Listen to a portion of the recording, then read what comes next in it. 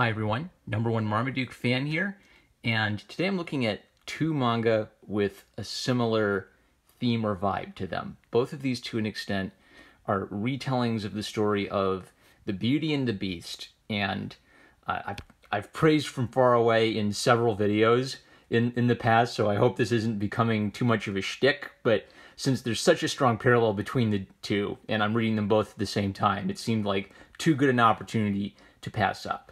So the theme of this video is kind of like feminism, of course, because I think about feminism a lot, but the feminist interpretation of the Beauty and the Beast story and how to implement the Beauty and the Beast story properly. And that's by kind of capturing the heart of what that story is. So in 2013, this little YouTube channel that almost no one cares about called Feminist Frequency did a video on how the Twilight movie was sexist and patriarchal. And this weird, fat British guy named Sargon of Akkad started a channel, and his very first video was disagreeing with Anita Sarkeesian on the movie Twilight. And his mic quality was bad, and it was hard to make out what he was even saying. So even before Gamergate was a thing, this sort of feminist dialectic on patriarchal stories was taking place and kind of leading us to a confrontation, because I think for healthy, normal people,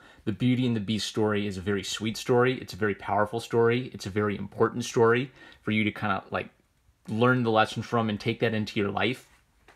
But for feminists, the Beauty and the Beast is about Stockholm Syndrome. It's about the man kidnapping the woman and making her his property and sort of G-rated raping her. And the lesson for little girls is to, submit to your husband, and then your husband will stop being abusive and he'll become a gentleman. That's what the feminist rough interpretation of the Beauty and the Beast story is. So the reason I want to look at these two is I want to show you kind of like a positive, negative counterexample of the Beauty and the Beast story. So I am very proud of the fact that I have never read or watched anything related to Twilight, except to hear people complaining about it or talking about the Twilight phenomenon. But from what I've heard of Twilight through the grapevine, basically Twilight was a retelling of the Beauty and the Beast story, but it kind of dumbed it down. So Edward Cullen is the Beast. He's the sparkly vampire with like this bloodlust to him, and whatever her name is, the girl protagonist of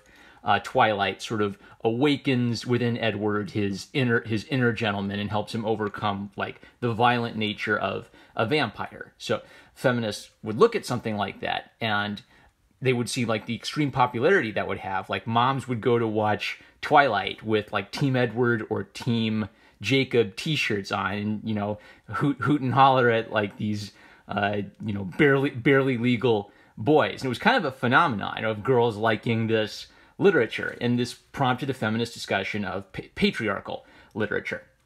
And I think that Twilight and Beastmaster are good examples of where feminists might have a point, but they still miss the broader point. So I think when you miss the point of what the Beauty and the Beast is, you kind of just reduce it to the man's a beast, the girl's a beauty, she tames the beast through her feminine graces. And that's all there is to the Beauty and the Beast story. But I think the key point of the Beauty and the Beast story that you cannot miss is that the beauty falls in love with the beast based on his personality traits, based on his gentlemanly behavior, and despite his physical appearance. And then the beauty helps the beast overcome the beast nature, and the beast becomes a human being again. And Disney always changes a few elements of the old fairy tale versions, but I think the Disney movie is a really good retelling of the Beauty and the Beast story in that regard. They don't get married until the beast transforms into the handsome man. And if you listen to the lead animator, Glenn Keane, talk about his inspiration for the scenes he animated in the Beauty and the Beast, he explicitly wanted it to have a Christian visual connection, which they don't talk about Christ in the Disney movie at all, but if you just look at the scene of the beast dead on the ground and he rises up into the air and spins around and it's glowing light and he's resurrected, you can really see that Glenn Keane isn't just making it up. Glenn Keane was probably drawing directly from paintings of the resurrection of Christ. What's ironic is the Bible actually doesn't describe the resurrection of Christ. It's something that artists have imagined for centuries following that, in the Bible, they because the apostles weren't there and they only wrote down what they saw, the apostles didn't see Jesus until after the resurrection. No big, splendid, spectacular scene of, Christ rising into the air and spinning around in glorious light and stuff. But artists naturally want to imagine that kind of thing. So, from Michelangelo, every great artist you can think of has done their take on that, spectacular sequence. And the Beauty and the Beast in that regard is it's a similar visual tradition from Christ to the Beauty and the Beast. The idea of man transforming from the old man into the new man. The Beauty and the Beast story has power because of this history behind it. And both of these stories continue that tradition in a different way. So what I'll say about Beastmaster is I don't exactly like it. I can't strongly recommend it. And I would never give Beastmaster to a young daughter of mine, which all sounds terrible. But actually, if you have kind of like a high tolerance for shoujo manga silliness, I think you might kind of like Beastmaster. I think Kyosuke Motomi, generally gives it kind of a lighthearted comedic tone. It is sweet, but I think that the reason I think that Beastmaster is silly and From Far Away is an excellent, magnificent fantasy story is that Kyoko Hikawa gets sort of the emotional power of the old Beauty and the Beast story. I don't even know if she's consciously referencing the Beauty and the Beast story, but she's capturing what makes that story works and puts it in hers. So what is the important thing about the Beauty and the Beast story? The important thing about the Beauty and the Beast story is that it is about the Beast becoming human again, being transformed into a good person again, and then the Beauty recognizing the Beast's qualities as a good person, even while he has this beast-like appearance. Now, if you miss that part of it, all the Beauty and the Beast story is like a beastly, animal-like guy and a beauty. And the theme of Beastmaster is a lot of shoujo manga I've noticed. You can like them, but you kind of have to like them in spite of their, slight goofiness. So it has this sort of, cliche high school opening where the mysterious new student shows up. He's very intriguing and he's very intense looking. And the main girl, I don't even remember her name, but she kind of has this love of animals, but she's far too doting on them. She squeezes and hugs them too much. So animals actually hate her, even though she likes animals, which is kind of cool. It sets her up for some, comedy hijinks. Then when this new kid appears, Leo, he's somewhat animalistic, and he's got this weird backstory that's kind of mysterious, where he spent some time on an uninhabited island. He spent some time in Africa, and she has almost like she almost thinks of him as Tarzan or Mowgli. That's what she assumes in her head must have been his origin story, but it remains somewhat mysterious. And he's kind of Leo is kind of an antisocial boy. Maybe antisocial is not the right word.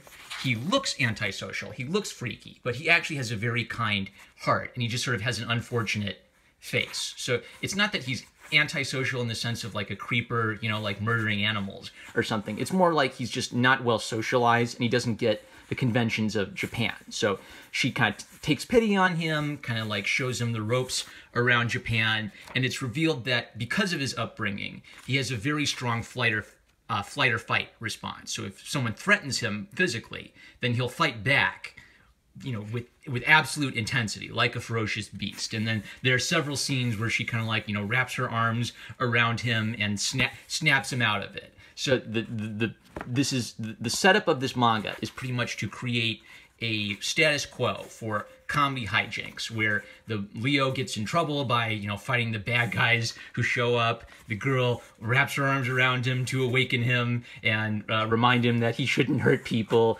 And then they have kind of like this cutesy little relationship that's based on them being friends, based on this sort of weird connection they have, where he's kind of like an animal and she loves animals.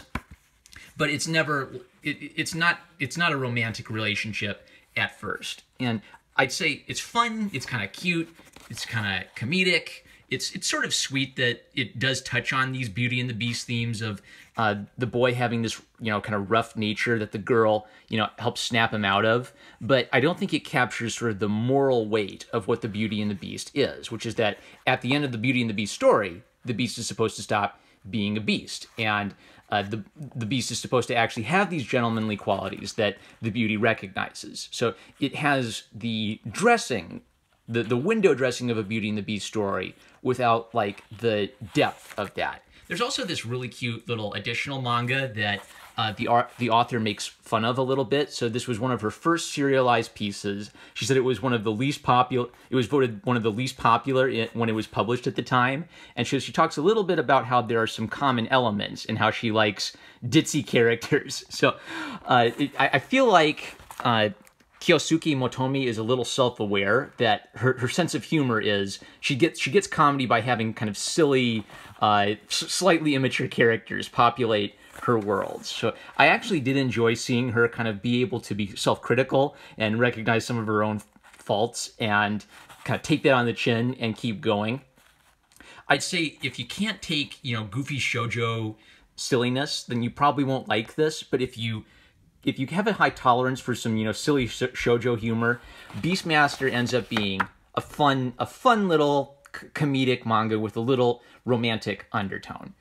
In contrast to that, From Far Away has a very similar setup of the boy has this animalistic, inner demon of sorts, and the girl helps awaken the boy out of that. But unlike Beastmaster, in From Far Away, this is treated very, very seriously. Like if he killed someone, Izark could never forgive himself, because even if he was under the influence of like this monstrous, almost kind of demonic thing within him, Izark himself, when he's not under some kind of evil influence, he's a very compassionate man. He's a very kind man. He cares about all human life, even the people who attack him. And Noriko recognizes this quality within him. So the supernatural element is that the reason Izark behaves that way is this external force, acting upon him, turning him into the monster. But he does not want to become that monster. You could almost say that the tragedy of Izark's character is that he's too stoic. He tries to cope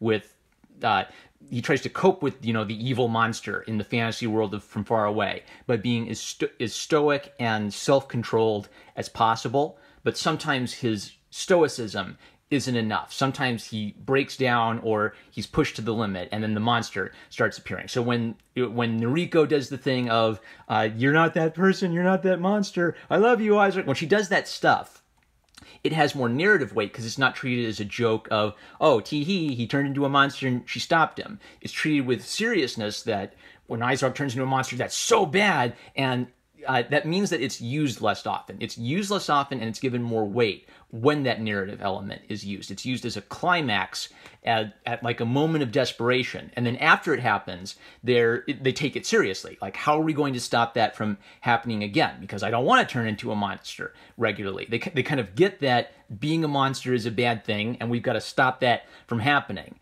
Oop. And the consequence is that From Far Away is a story that feels like it has a beginning, a middle, and an end. Every chapter of the story feels like it's progressing towards a logical conclusion. And if From Far Away had been stretched out like 30 volumes or 90 volumes of just Izark continually turning into a monster and Noriko continually stopping him, it would have lost its impact over time. Because it's paced so well, because it's only just as long as it needs to be to tell that story. Yeah, it's a shorter manga, but it gets to use those plot points to retell the Beauty and the Beast story. Izark is a good man despite becoming this, super powerful monster. Noriko recognizes his good qualities, and they aren't going to be able to be together and live happily ever after until the problem of Izark turning into a beast is taken care of forever.